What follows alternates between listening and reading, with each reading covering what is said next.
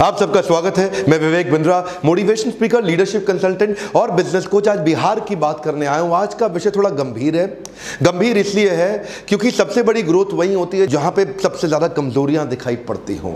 देश के अंदर सबसे बड़ी ग्रोथ वहीं होगी जहां ग्रोथ का सबसे बड़ा गैप बाकी बचा हो। बिहार एक ऐसा राज्य है जहां ग्रोथ का सबसे बड़ा गैप है, जहां पे ग्रोथ की निश्चित रूप से बहुत तेजी से बहुत ज्यादा आवश्यकता है। मेरी जिम्मेदारी बनती है कि मैं उसको केस स्टडी के रूप में आपके सामने प्रेजेंट करूं। 7 बातें बताऊंगा क्यों बिहार इतना पीछे रह गया और क्या किया जाए ताकि बिहार आगे बढ़ सके। देखिए, सबसे पहले तो समझिए, जो हमारे 32-33 राज्य आज हमारे देश के अंदर, यूनियन टेरिटरी मिला करके 33-34, इनके अंदर बिहार का जो पर कैपिटा इनकम है वो लोएस्ट है।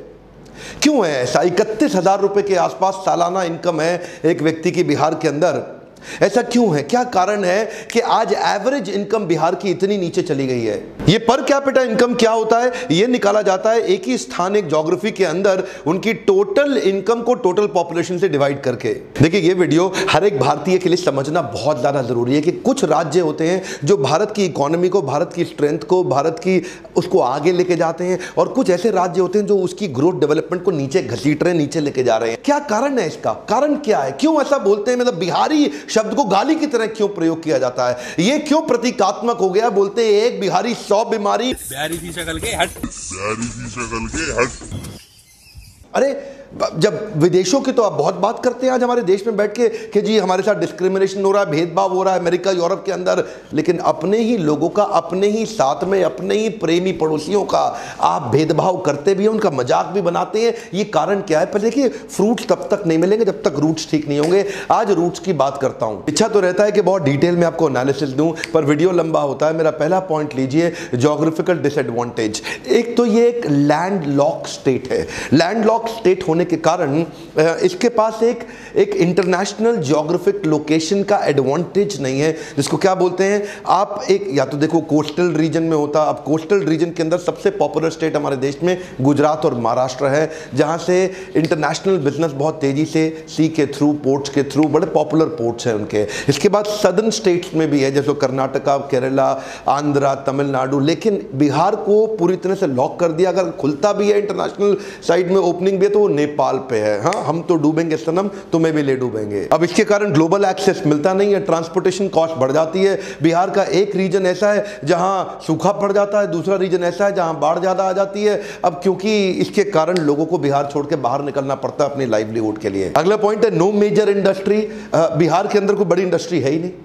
कोई बड़ी इंडस्ट्री अभी भी ब्लू चिप कंपनी के अंदर, हिंदुस्तान यूनिलीवर के अलावा बड़ी कंपनी इस समय बहुत ज्यादा इन्वेस्टमेंट बिहार में करना ही नहीं चाहती। आप समझिए बात को कि बंगाल से, उत्तर प्रदेश से, मध्य प्रदेश से ट्रक भर भर के माल आता है, लेकिन वो ट्रक वापस खाली जाता है। एक कम ऑन, वापस खाली जाता है। यहां से, बिहार से कुछ बाहर नहीं जा रहा। बिहार बाहर से माल ले रहा है, दे नहीं रहा कुछ भी। पहले शुगर मिल्स और फर्टिलाइजर्स के प्लांट्स हुआ करते थे। इकोसिस्टम कमजोर होने से कंपनीज ने लॉसेस करना शुरू किया, वो भी बंद हो गई। लोग बाहर जाने लगे छोड़ के। नेले पे दहला तो तब हो गया कि जब झारखंड बिहार से अलग हुआ। जैसे ही झारखंड बिहार से अलग हुआ, मिनरल रिच कंपनी, सारे बड़े कॉर्पोरेट, जितनी भी माइनिंग होनी थी, सब झारखंड में निकल गया। बोकारो हाथ से निकल गया, टाटा नगर, जमशेदपुर हाथ से निकल गया। अब तो कुछ मिनरल भी नहीं बचा बिहार के, तो बिहार बेचारा दब गया। तीसरा पॉइंट है फ्रेट इक्वलाइजेशन पॉलिसी। ये 1950 के दशक में आया था और 1990 के दशक तक रहा। फ्रेट इक्वलाइजेशन पॉलिसी के हिसाब से, तब उस समय झारखंड बिहार जब एक ही था ना, तो जितना भी मिनरल निकलता था उसको ट्रांसपोर्ट करके अपने स्टेट में लाने के लिए सेंट्रल गवर्नमेंट ट्रांसपोर्टेशन पर सब्सिडी देती थी। तो बड़ी कंपनी, इंडस्ट्रियल लोकेशन और कोस्टल ट्रेड हब वहीं रह के अपनी कंपनी रन करते थे, वहीं अपने मैन्युफैक्चरिंग सेटअप, वहीं अपना सारा काम लगाते थे। और मिनरल उठा करके, जो मिनरल रिच प्रदेश था जिसको बोलते हैं बिहार, जब झारखंड भी एक ही था, तो यहां से मिनरल उठाया और वहीं ले गए। अरे भाई, करना क्या चाहिए था? इनको इंसेंटिव देना चाहिए था कि तुम बिहार में ही अपनी कंपनी सेट करो। पर ये क्या करते थे? इनको ट्रांसपोर्टेशन के ऊपर दे दिया इंसेंटिव कि उठाओ माल, बिहार से लेके बाहर निकल लो। सब आए, माल उठाया बिहार से, उठा के लेके सब बाहर निकल गए। अब बिहार का माल लेके सब चले गए बाहर। अगर वहीं फैक्ट्रियां लगा दी होती तो बिहार में आ जाती एम्प्लॉयबिलिटी। इधर का ना कल्चर बदल जाता। यहाँ पे एजुकेशन और एम्प्लॉयबिलिटी दोनों कम रही, इसीलिए इनकी नेशनल अर्निंग के मुकाबले बिहार की अर्निंग बहुत कम रह गई। मिनरल रिच स्टेट होने का कॉम्पिटिटिव एडवांटेज होते हुए भी इसको 1993 तक लूटा गया है। चौथा मेरा पॉइंट है, frog in the pond think it's an ocean.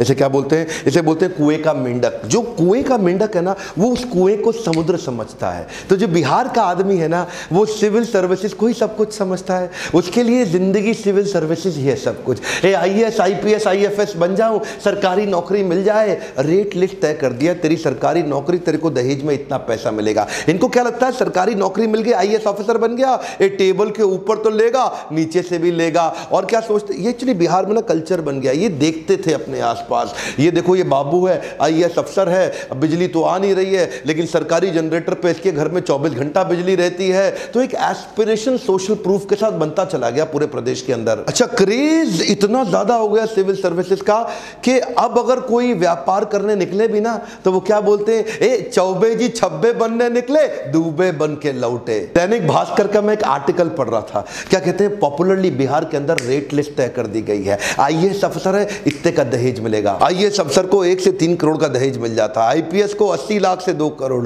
IRS IFS को 50 से 80 लाख मिलेगा, थोड़ा कम मिलता है बेचारों को। इंजीनियर PSU PCS ऑफिसर बन जाए, 40 से 80 लाख मिलेगा। एक्चुअली इसमें जात पे भी डिपेंड करता है, ऊंची जात को 80 लाख, नीची जात को 40 लाख। बैंक PO दरोगा स्टेशन मास्टर 15-20 लाख ले लेगा। सरकारी पियोन भी खाली हाथ नहीं जाएगा, वो भी 5 लाख रुपए तो निकाल लेगा दहेज के। ये क्या हो गया, ये सरकारी नौकरी ही सब कुछ है।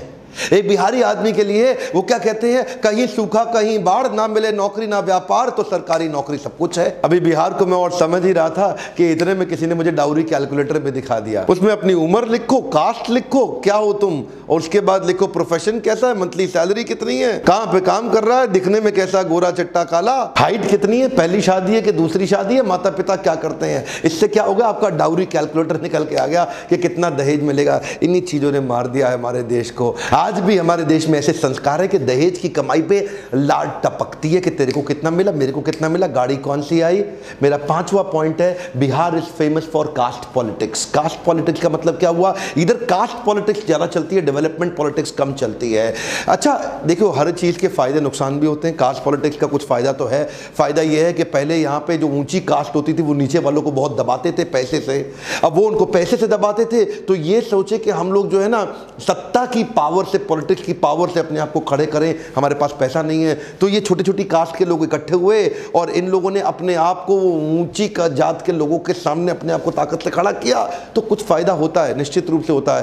पर जब 91 के बाद लिबरलाइजेशन आया ना देश के अंदर, उस समय बाकी सारे राज्य सोच रहे थे कि हमारे को इंटरनेशनल फंडिंग मिले, अपने फॉरेन इन्वेस्टमेंट्स आ जाएं, अपने लिबरलाइजेशन का फायदा उठाएं, धंधा व्यापार बड़े करें। और ये लोग कास्ट के चक्कर में फंसे रह गए। यहाँ पे ग्रोथ पॉलिटिक्स हुई नहीं, यहाँ पे डेवलपमेंट पॉलिटिक्स की बात नहीं हुई। आज मैं किसी को ठेस नहीं पहुंचाना चाहता, पर कोई डेटा बताऊंगा। ये सब कास्ट के चक्कर में बिहार एक अनस्टेबल गवर्नमेंट की तरह रह गई। 70 सालों में 40 बार तो सत्ता बदली, 23 अलग अलग मुख्यमंत्री आए 70 साल के अंदर। एक मुख्यमंत्री को एवरेज 1.5 साल से ज्यादा मिला नहीं। यहाँ पे बात केवल जात पात की होती रह गई, डेवलपमेंट हुआ नहीं। एक्चुअली क्या सोचना चाहिए कि केवल मेरी कास्ट नहीं, अगर पूरे राज्य में खुशहाली आएगी तो फायदा सबका होगा। गोल्डन स्टेटमेंट को पकड़ लीजिए, अगर खुशहाली आएगी तो फायदा सबका होगा। जब पूरा बिहार ग्रो करेगा तभी फायदा होगा। उसको बोलते हैं इंक्लूसिव ग्रोथ। अगला पॉइंट है population growth rate and literacy growth rate. क्या मतलब हुआ इसका, यहां का जो पॉपुलेशन ग्रोथ रेट और लिटरेसी ग्रोथ रेट है, ये आपस में मिसमैच कर रहा है। लिटरेसी बढ़ नहीं रही है, फर्टिलिटी रेट सबसे ज्यादा है। फर्टिलिटी रेट का मतलब है एक माँ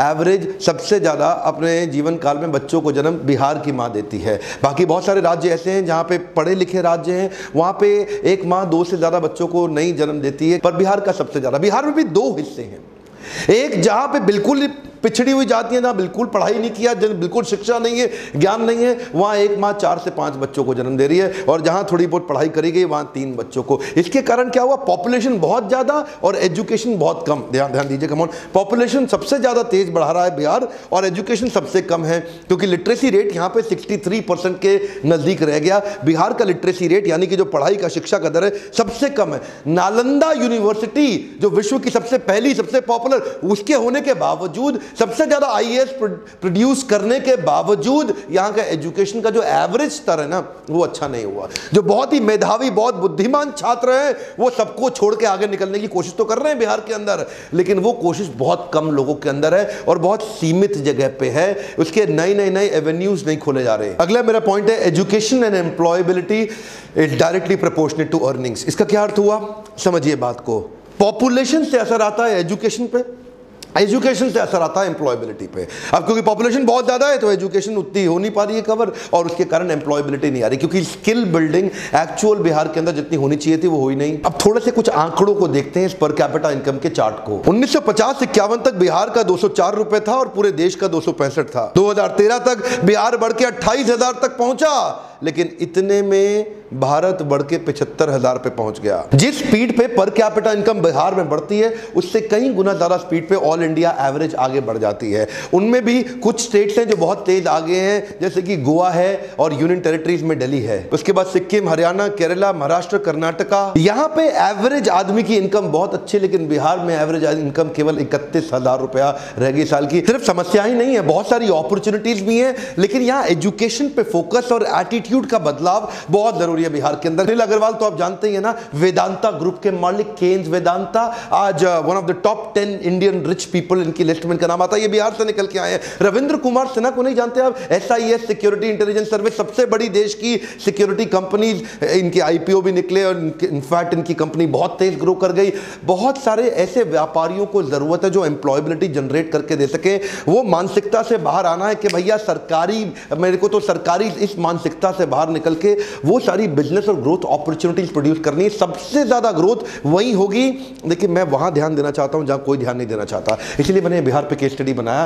क्यों नहीं, बिहार जो पंजाब से आगे हुआ करता था एक समय पे, आज पंजाब 3 गुना ज्यादा इकोनॉमी ग्रो कर गया बिहार के मुकाबले पिछले 40-50 सालों के अंदर। क्यों हुआ ऐसा? आज एवरेज एज के मुकाबले में बिहार में यंगेस्ट पॉपुलेशन है, सबसे ज्यादा यंग पॉपुलेशन पूरे देश की आज बिहार में मानी जाती है। इतना यूथ है, सबसे ज्यादा हार्ड वर्किंग पॉपुलेशन के मामले में बिहार का नाम आता है। बिहार में बहुत सारी अपॉर्चुनिटीज और पॉसिबिलिटीज है, बहुत सारी ग्रोथ की। पहला मेरा आपको केवल ये सुझाव है, अपने होराइजन को बड़ा करें और पॉसिबिलिटीज पे फोकस करें। मैं लीडरशिप फनल ऐसे ही लोगों के लिए बनाने का प्रयास किया जिनको बिजनेस का नॉलेज अंडरस्टैंडिंग नहीं, लेकिन देखते ही देखते 6 महीने में नेक्स्ट लेवल पे जाते हैं। ऐसा नहीं कि मैं आपको कह रहा हूं कि लीडरशिप फनल ही आपके लिए सुझाव है, पर मैं इतना जरूर कहूंगा कि लर्निंग पे फोकस करिए, तभी अर्निंग बढ़ेगी। आपसे अगला प्रश्न पूछना चाहता हूं, किस और राज्य की केस स्टडी आप मुझसे चाहते हैं समझना, नीचे कमेंट बॉक्स में लिखिए। कौन से और स्टेट के ऊपर केस स्टडी बना सकूं। बिहार को आगे लेके जाना न केवल मेरी बल्कि इस देश में हर व्यक्ति की जिम्मेदारी है। बिहार के लोगों तक, हमारे प्यारे भाइयों तक ये वीडियो को पहुंचाइए,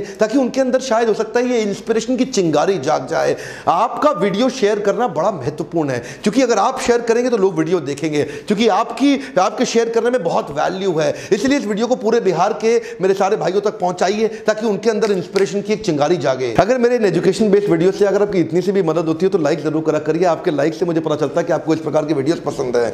मैं सोचता हूं कई प्रकार के लोगों पे वीडियो बनाऊं, गुजराती पे बनाऊं, कभी सोचता हूं सिंधी पे बनाऊं, मारवाड़ी पे बनाऊं, कितनी तरह की केस स्टडीज बनाने का मेरा मन करता है। पर एक बात रिक्वेस्ट करूंगा, अपने आसपास हर व्यक्ति से सब्सक्राइब कराइए और कम से कम बिहार के अंदर हर आदमी को बोलिए सब्सक्राइब करने के लिए। बिहार की पॉपुलेशन आज 10 करोड़ की है, one of the largest populated state in the country, जिसकी अगर ग्रोथ हो गई तो पूरा देश बदल जाएगा। मेरे साथ जुड़े रहने के लिए, वापिस आके हर वीडियो को देखने के लिए प्रेम पूर्वक हर बार की तरह फिर से इस बार आप सबका बहुत बहुत धन्यवाद।